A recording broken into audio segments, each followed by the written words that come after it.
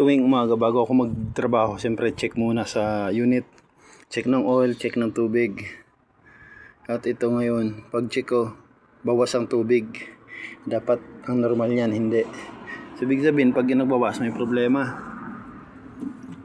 So, pagtingin ko dito, dahil nasanay na ako sa ganyang problema, pagtingin ko dito, ayan, may tagas dito sa makina.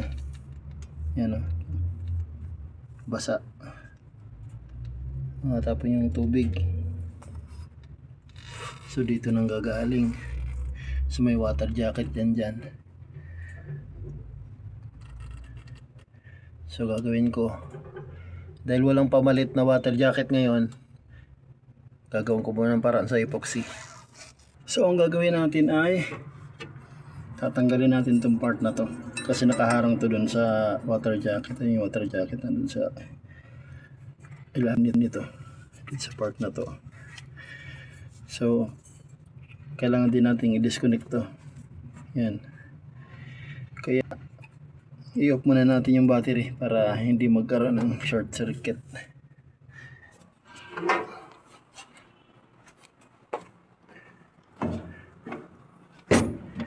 For safety.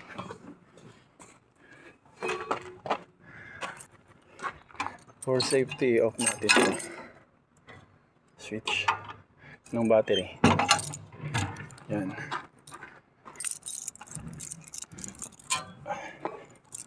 So, proceed tayo sa pagtatanggal.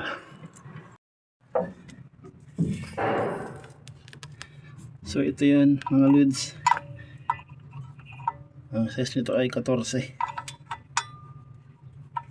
Lawagan lang natin to.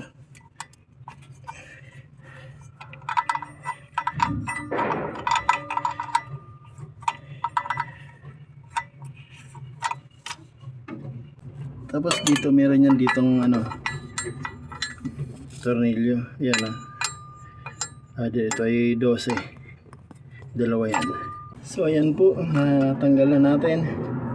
At yan, makita na natin yung area na may tagas. Epoxy na rin to.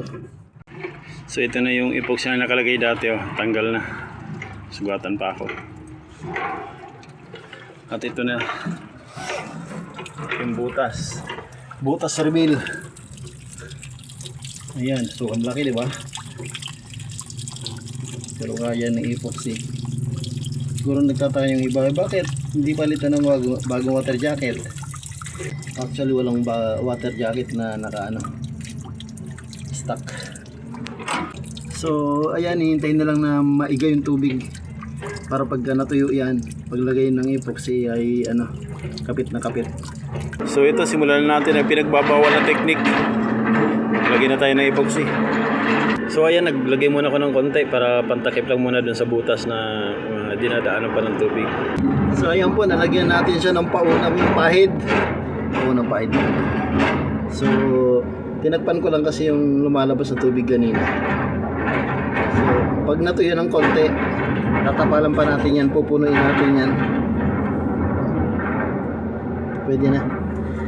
So ayan mga lods, nilagyan natin ng epoxy, hindi ko na naipakita. So nilagyan ko yan ng papel kasi pagka walang papel, tumutulo, tatapon lang. So yan, para maharangan lang siya. Parang ganito lang yan, epoxy din yan. So ayun, babalik ko na lang yung tinanggal kanina, mga sa kable, itong mga tornilyo. So ayun, sana nagkaroon kayo ng konting idea, mga pang samantalang paraan. Try na natin kung talagang wala ng tulog. Yun, start na.